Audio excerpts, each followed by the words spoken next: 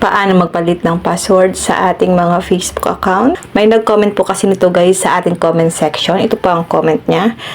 Ngayon guys, kapag na-open nyo pa yung inyong mga Facebook, open lang natin ang Facebook app at ilagin po natin ang ating account. Tap menu.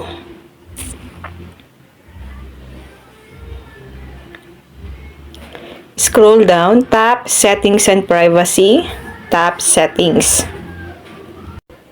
At dito guys, itap lang natin ang Meta Account Center. Yung pong iba nasa taas, yung pong iba ay nasa baba. So, sa akin, nasa taas siya. So, itap lang natin ang Meta Account Center.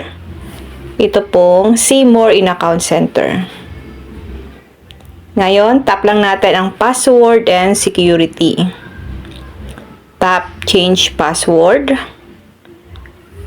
Change password, choose an account to make changes. Tap lang natin ang Facebook account natin.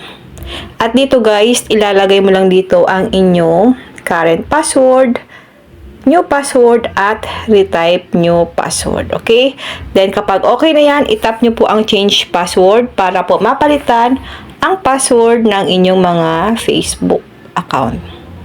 Pero kung hindi nyo po alam kung ano po yung dati nyong password, itap lang natin ang forgot your password.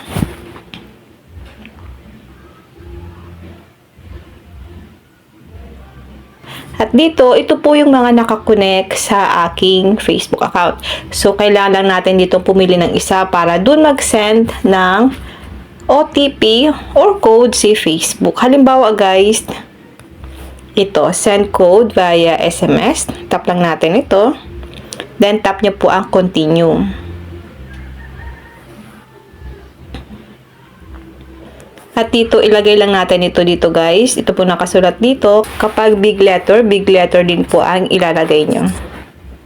Kapag small letter din. Kapag okay na, itap natin ang continue. At dito guys, wait natin yung pinadala ni Facebook na OTP. Doon sa pinili natin na kung saan nakakonect ang ating Facebook account. Kaya dapat guys, lagi pong updated yung mga number, email, o kaya yung WhatsApp na nakakonect sa inyong mga Facebook account para once na magpapalit kayo ng inyong mga password ay madali nyo po ito mapalitan. O kaya kapag hindi nyo po ma-open ang inyong mga Facebook, madali nyo po itong ma-open. And then kapag na-receive nyo na guys yung 6-digit code, ilalagay mo lang siya dito and then tap nyo po yung continue. Ngayon guys, may katagalan yung pag-send ng OTP, kaya hintayin nyo lang siya guys. Then kapag okay na, ilalagay nyo na po doon ang new password ng inyong mga Facebook. Okay? Ganun lang po guys kadali kung paano po magpalit ng password sa ating mga Facebook account.